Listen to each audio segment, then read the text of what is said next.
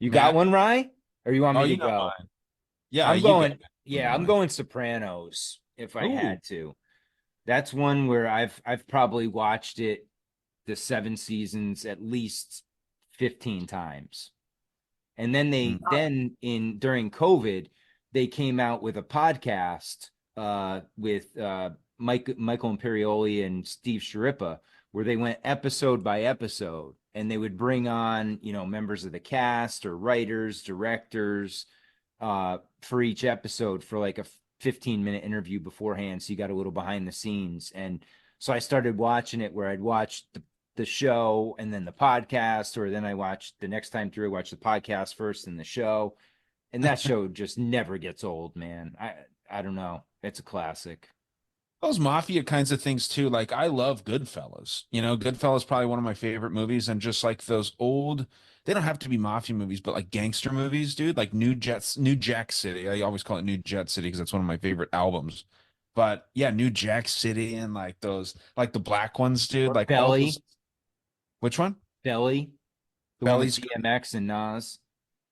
What's the other one too? Dead Presidents. Like those. Yep. Like those are Oh, sick. that Presidents was amazing. Yeah, they're Yeah. just good, man. Dead That's that Presidents. early. See, those are those '90s movies that just crushed. Yeah. That Yeah, was like the pinnacle of those type of movies. I mean, even like American History X back then. It's Dude, yeah. all that like Brian. mix of like society and bringing it to film, and it was, dude, Dark, so much gritty. better. Yeah. Brian, what's the scene that stands out to you the most in Dead Presidents that you remember you'll never forget? I like the pool, like the bar scenes. You know what I mean? Like when he's in the pool hall and the dude, like I forget exactly how it breaks down, but the guy is talking shit, and then the Vietnam vet goes in there and like just busts this dude up, right? And then Okay. he sees his old buddy, the old guy that's in like he's in Call of Duty as a voice. He's in freaking Right, right. he's in I don't know the guy's name, but he's also in what is the damn movie? I always forget the name with Roddy Piper. They Oh, They live? live? They yes. live, yeah. Yeah. And They Live John, as well. John Carpenter. John Carpenter. Okay. So yeah, Oh no, that so the stands guy out. you're thinking of, I think, is Keith David. Keith David. Okay, I don't know his name, but he's just in all kinds of stuff, and he's got a great voice. He's sick.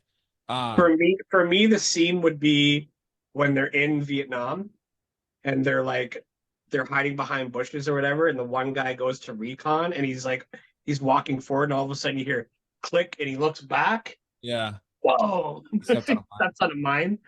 Yeah, I mean it's hard to pick one out of that, man, because there's so many.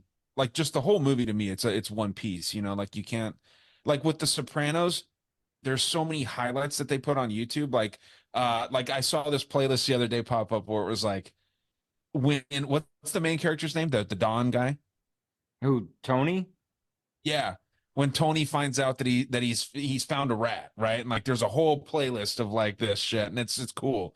But yeah, man, there's just like, yeah, like Matt said, man, the 90s movies, the gritty, like dark stuff, Requiem for a Dream.